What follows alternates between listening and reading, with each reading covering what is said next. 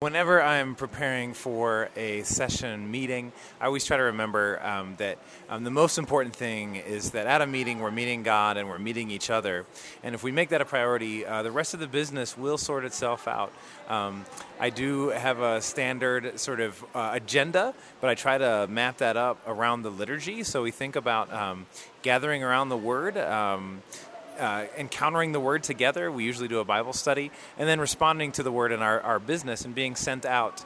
I'm a big fan of Bible study at meetings. I'm also a big fan of what we call God sightings, where we share where we've seen God in our life, in our church, in our ministry since we've been there before. And it's amazing how many connections bubble up from our God sightings to the work of the day. My last little nugget is there's a great online resource called Theo Academy. That's TheoAcademy.com. Look it up online. Free online resources for officer training. In a perfect world, we'd have all of our officers trained before they're elected, but we're actually going through the videos at the beginning of our meetings. Great content, great discussion starters, and a great reminder for all of us and learning for new elders. So good luck and God bless as you moderate. Peace be with you. I love the. Actually, this is worth the price of admission right here. What you got from Ben? That's great stuff. And I say amen to everything he said. While I love being a teaching elder, I'm also lament the loss of minister of word and sacrament. So while always think about gathering around the Word, always also think about gathering around the Eucharist as well. When you meet, you eat. You know God's there, and you eat. Yeah. And Christ will be made known to you in the breaking of bread. Yeah. And here's how this started for us. I live in South Salem. A majority of my session commutes from the city or from Greenwich. They usually catch the 6:02. They're there around 7-something. Session starts at 7:30. They haven't eaten, they're tired, and then they go into this stuffy church building with the church room, and if you do go to the refrigerator, it's leftovers from fellowship, and it's not conducive to learning or having even your eyes being open to see God around because you're tired and you're exhausted, and it makes for a more difficult meeting.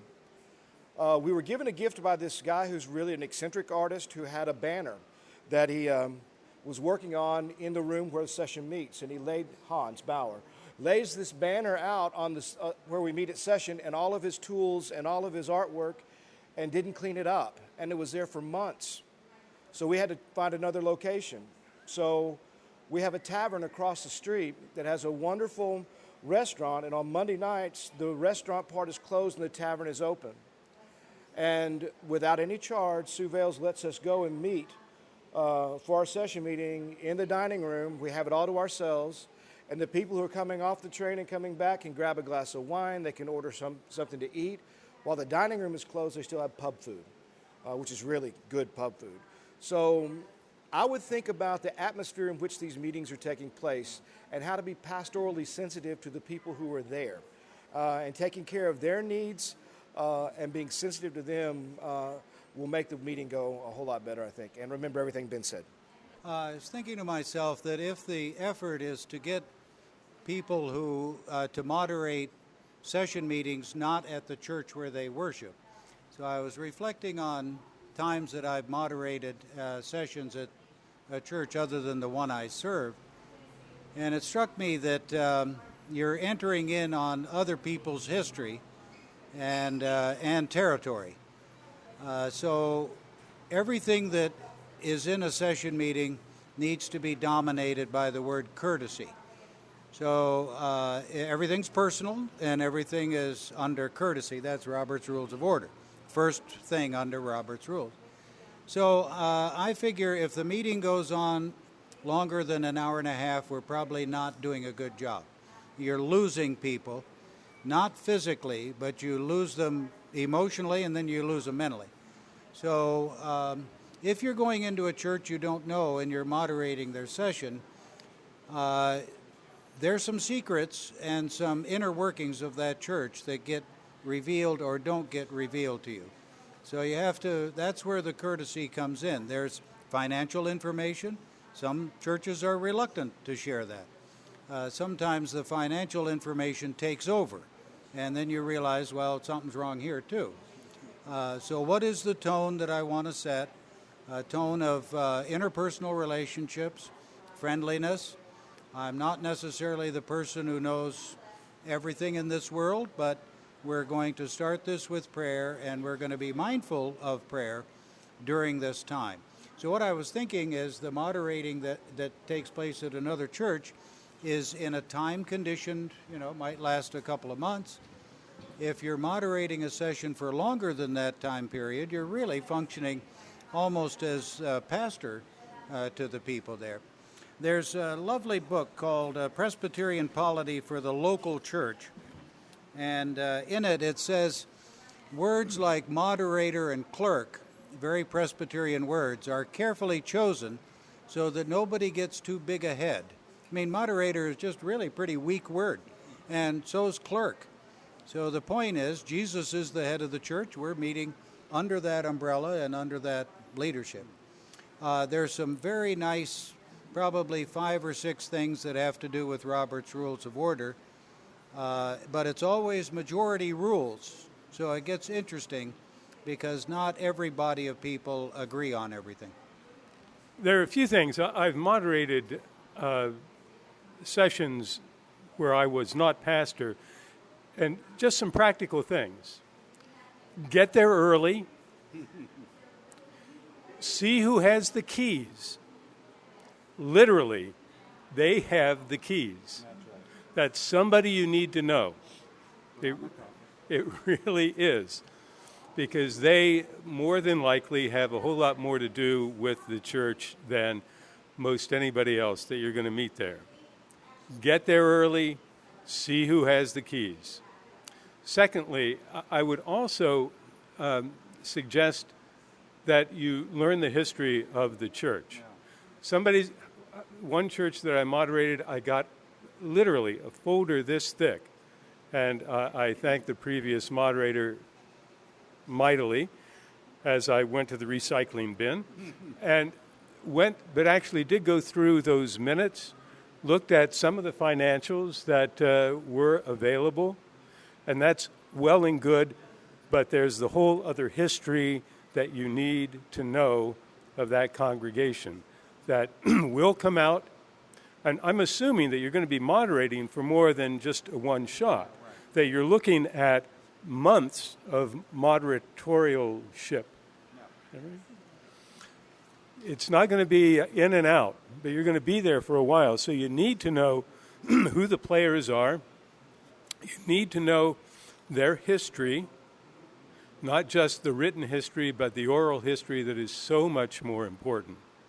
It really is.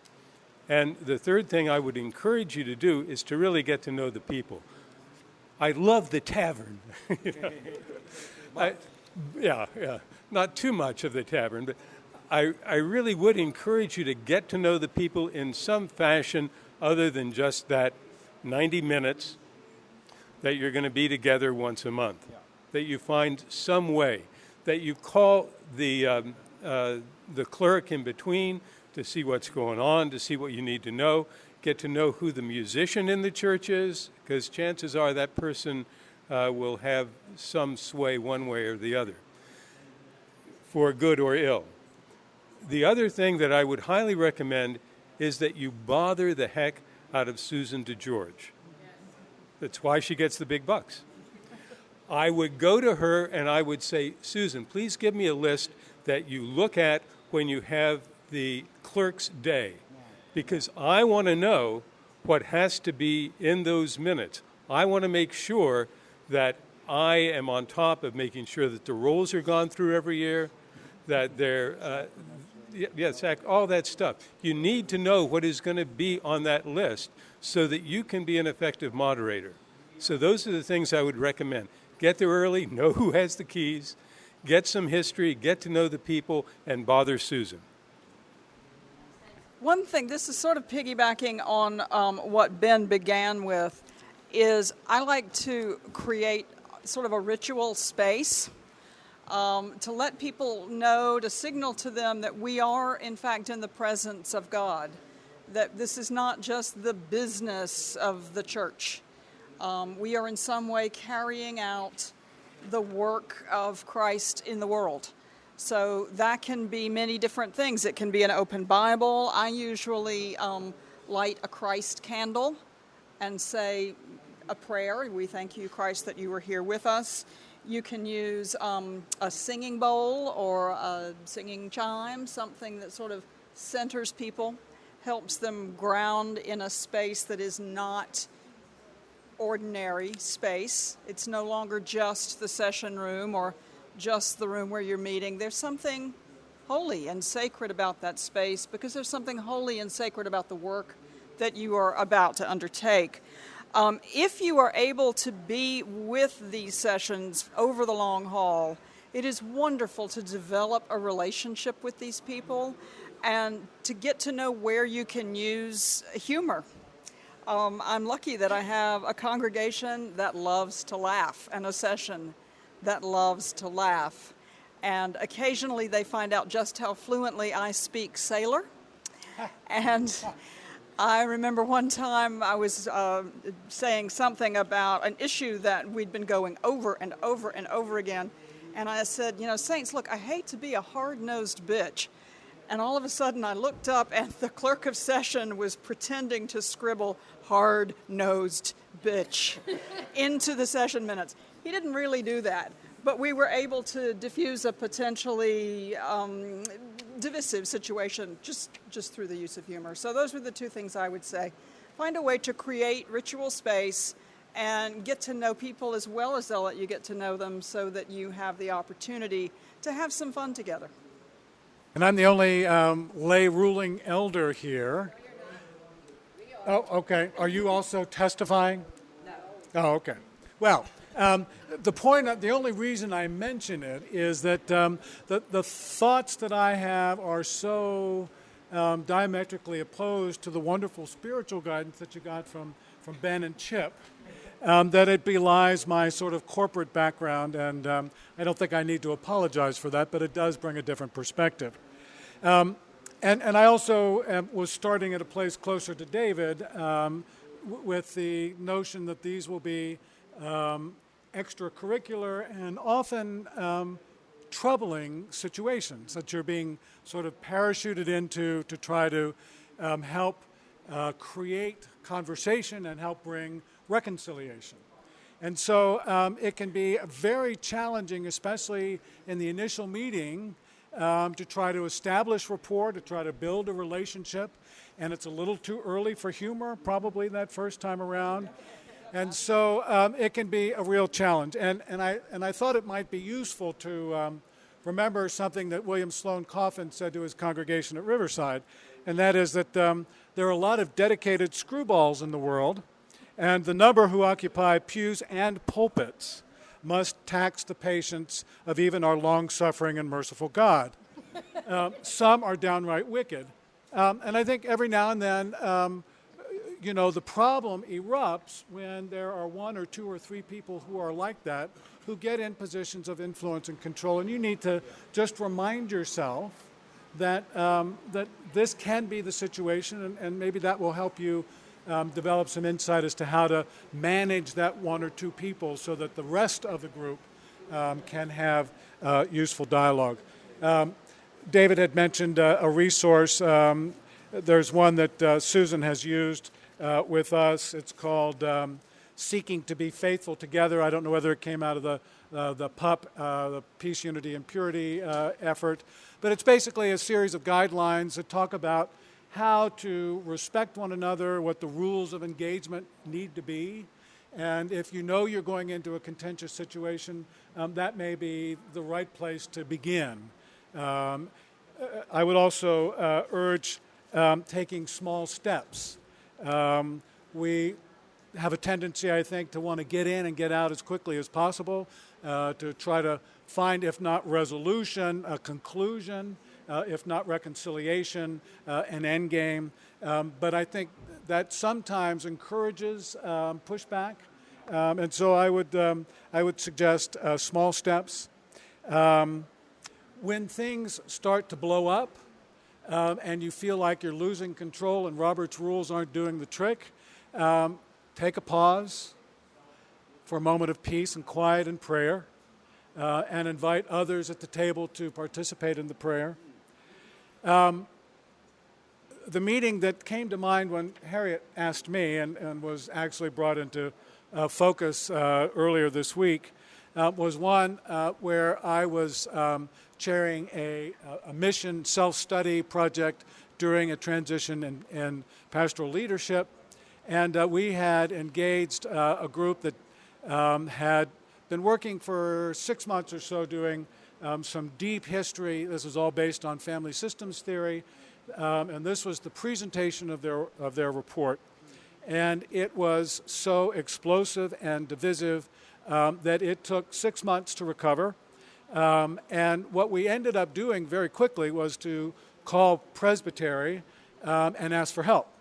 And before we knew it, there was a panel of 6 pastors who came in to begin to moderate the process again because it had just exploded so vehemently. And maybe the point there is sometimes it takes an outsider to remind us how we're supposed to be to behave. I've been in this presbytery since 2001, and I've only really just started in a called position this past January. So for the past 14 years, I've been either preaching or helping to moderate sessions all over the presbytery, really. And so most of my experience moderating sessions is in churches that I am not a member of. And I have found that to be very freeing because I'm not as personally invested in the issues or the conversation that's happening. And I think that's a really helpful reminder for you all that you really are coming in just to be the moderator.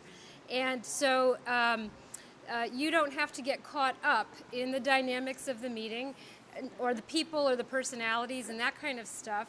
It's helpful to know about them and to know some of the history and all of that.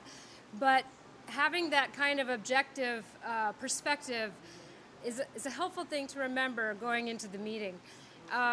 The other thing I was thinking of, and a lot of the things that people said are really wonderful, and I was taking notes too, but setting aside the space, whether it's creating ritual space, grounding yourself in the Word at the start, setting guidelines, like how do you expect people to treat one another in this meeting? And you can even start as a new moderator just saying, here are some of the guidelines that you like to bring into a meeting. When one person is talking, we don't interrupt them. Just very simple rules of courtesy and conversation that let people know up front that you have expectations for how they're going to behave. And you're not expecting bad behavior, but I think it helps create a safe space in which people feel like they then can participate as a full person. And I had one other thing, and I'm blanking on it. Yeah, well, yeah. The other thing is, remember that this is their meeting. It's not up to you to solve their problems. So I think sometimes, especially when they're wrestling with something, you may have an idea. It's one of the hard things about being a moderator, but it's also a blessing too, is it's not your job to solve the problem. It's your job to help create a process in which they can figure out what needs to be done. And the more you can invite the Spirit and God into that process so that people are given a chance to think not just what do I want or what do I think is right in this situation, but what do I think is God's will in this situation, what do I think God is leading our church. The more you can help keep the focus on the bigger picture of the church and this being God's church and not their church, the better off you are. So I'll stop there. Can I just offer one thing? One of the things that Tammy was talking about in terms of setting common expectations, I've done some training with the ADL, and one of the things that they suggest is newsprint. I know it's really high-tech, and just write out ropes, R-O-P-E-S, and have the people there say, okay, give me one word that we as a group can agree on how we're going to act that starts with R. You always get respect, responsible, blah, blah, blah, blah, blah. Oh, open, optimistic, you get all these things. And one thing that you won't get is to listen. And so you throw out your Spanish, escuchar, which means to listen. Okay, but I just suggest that if you want to build something with the group in terms of building common expectations, of how you're going to work together. One of the things I was expecting and I was hoping you would all come with were problem situations you faced when you've moderated sessions. We had an elder who was not quite working out on the committee that she had been assigned to chair. She was I won't say what she was the chair of, but it wasn't working out. So we essentially created a new session committee, which we really did need. We needed a fellowship committee, and this is what this elder is called to do. So we put two other committees together that function. The Office and Personnel and Nominating Committee function quite well together, so they're all one committee now, and this elder is the fellowship chair and doing a wonderful job. Somebody else? David? Maybe we don't have time for all of these stories. You're all elders, I assume, so you're all totally well behaved and wonderful, as are all clergy at all times. But there are elders who, having been nominated and elected, will sidle up to the pastor and say, you know, I'll go on session, but I only want to serve on this committee. And you're thinking to yourself, well, maybe the Holy Spirit wasn't really working through that process all that well. There have been sessions I've moderated where there really was open hostility between people in that room. They really didn't like one another. I was coming in on something that had happened before I entered the room, and then it would just break out. And so I had them all sing a hymn the next time we met for session. We were going to start with a hymn, and I would encourage you to get a copy of Eugene Peterson's The Message as a translation of Scripture, because it's Scripture, but it's just different enough that it catches people's attention. And in Paul's letters, there's so much advice about just how to treat one another and be with one another. Just trying to pull in, kind of wrap up everything that we said. And by the way, if you don't know about family systems dynamics, you probably want to familiarize yourself with that in some way, especially in small family churches. But sacred space is important, but also coming back to where I was talking about going over to the dining room of the tavern, a larger history of the church in South Salem, and it wasn't because Tammy was moderating it at times. It was the larger history of South Salem. They had a damaging reputation with the town itself because of the way they had treated a couple of pastors, dynamics that had happened. That was part of their history you'd want to know. They were also seen as kind of insular as a family and closed in. So this was not my idea, but or my intended outcome by moving over to a public space. It doesn't have to be a pub. It just happens to work. It's right next door. And there's a sign at the pub that says additional parking for the pub at the church. So we have a relationship there. But we sing. We do the evening prayer. So we sing. We recite the Lord's Prayer. Everybody across the way in the tavern hears us singing, hears us reciting the Lord's Prayer and praying, including for the people who are there. We do our business in the middle, and we conclude with singing and prayer. And you know how you have the parking lot conversations after session? These conversations move over to the pub, and they're public. And now we've begun to not only be a public witness in some way, but also evangelize at the same time. And showing the town that we're present in this town, in the most popular place in the hamlet of South Salem. It is, besides and the post office, but it's closed by that time.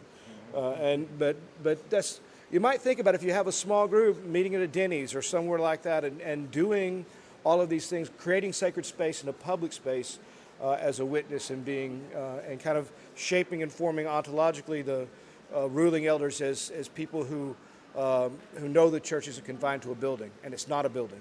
It's about being in the world.